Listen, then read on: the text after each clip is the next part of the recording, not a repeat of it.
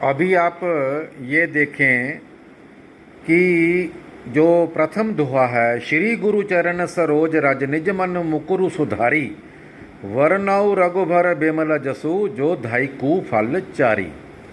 इस दोहे का हम पहले अर्थ समझते हैं। श्री श्री श्री शब्द का भाव है, जब भी हम कोई पूजा करते हैं या पाठ करते हैं तो सबसे पहले हम भगवती को, माँ दुर्गा को स्मरण करते हैं। तो यहाँ पे श्री का अर्थ है दुर्गा जी। गुरु गुरु यहाँ पे तुलसीदास जी ब्रह्मा विष्णु महेश को संबोधित करते हैं। गुरुर ब्रह्मा गुरुर विष्णु गुरुर्देव महेश्वरा, गुरुर साक्षात परम ब्रह्मा तस्मै श्री गुरुवे नमः। उसके बाद चरण, भगवती और ये तीनों जो देव हैं, इनके चरणों की सरोज रज, सरोज अर्थ मतलब प्रकाश में, रज होती है मिट्टी, तो इनकी जो प्रकाश में रज है उनसे मेरा रिज निज मनु मुकुरु सुधारी। निज मतलब मेरा, मनु मतलब माँ शब्द, जो माँ जो अक्षर है ये आत्मा के लिए है, मनु मतलब नारायण शरीर है। तो निज मनु जो मेरा नारायण रूपी शरीर है, मुकरु का अर्थ होता है जो मेरे शरीर के चक्र हैं, विभिन्न चक्र हैं, उसमें मूलाधार है, स्वादिष्ठान है, मणिपुर है, अनहत है, उसके बाद कंठ चक्र है, फिर आज्ञा चक्र है, फिर सहस्त्र चक्र है, उसमें आप सुधार कर दो। तो इसका जो अर्थ हुआ, हे भगवती माता ब्रह्मा विष्णु महेश जी, आपकी जो प्रकाशमय चरणों की रज है उससे मेरे शरीर के जो चक्र हैं, जो मेरे शरीर को, उसमें सुधार कर दें। वरनौ रघुबर बिमल जसु जो धायकु फलचारी।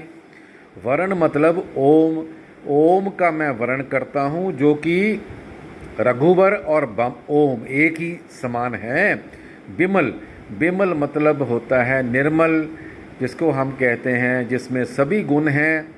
जसु जैसे, फिर अर्थ करते हैं जो धायकु का अर्थ होता है देने वाले, जो धायकु देने वाले। फलचारी, चार फल कौन से हैं?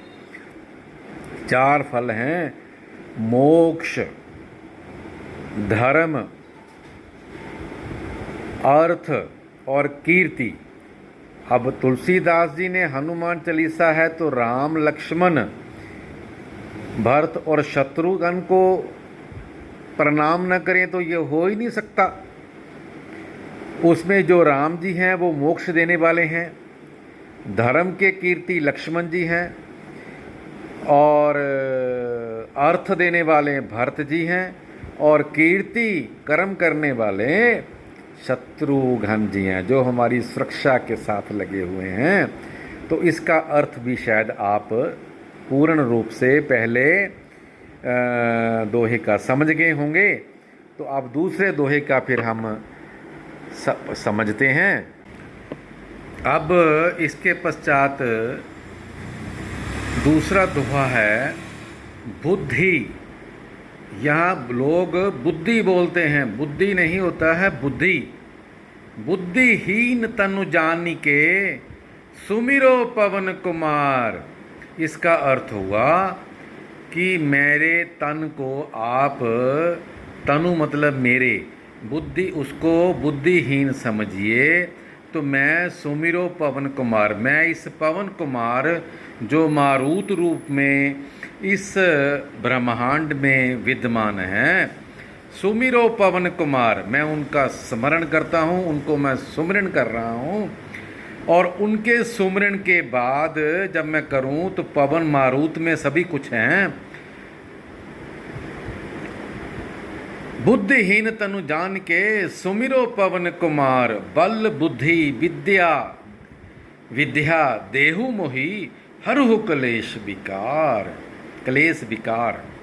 उसको कहते हैं मुझे बल देना, बुद्धि देना, विद्या देना, देहु मोहि, ये इसको देय, हरहु, मेरे सभी जो क्लेश हैं, जहाँ शरीर में मेरे विकार हैं, उनका आप हरण कर।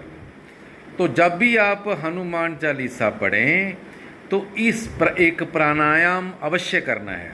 मतलब एक गहरी सांस नाक से अंदर खींच के, तब आपने ये अर्थ जब तक आप समझेंगे तभी आपको पूर्ण लाभ मिलेगा। ऐसा नहीं है कि आपका आस्था में कोई, यदि नहीं करेंगे तो आपकी आस्था में कोई परेशानी होगी, लेकिन जब करने लगे हो तो इस भाव के ये अर्थ अपने अंदर समा लेना, उससे आपको लाभ मिलेगा। जो मैं आपको बता रहा हूँ उसका आप जितना भी हनुमान चालीसा कर रहे हैं करके प्रयोग करके देख लेना। यदि फल ना मिला तो अब आगे फिर चौपाइयाँ हैं, एक एक चौपाई का हम उसका अर्थ समझेंगे। जो भी 40 चौपाइयाँ हैं चालीसा की, उसका भी एक एक चौपाई का इसी प्रकार अर्थ समझेंगे। फिर उसके बाद आप इसको जब पढ़ेंगे तो पढ़ने के बाद आपको एक अलग ही अनुभव होगा। इसको शेयर कर लीजिए, जनता को अपने को बताइए, मित्रों को बताइए, ताकि वो इसका पूर्ण लाभ ले सकें। राम राम जी।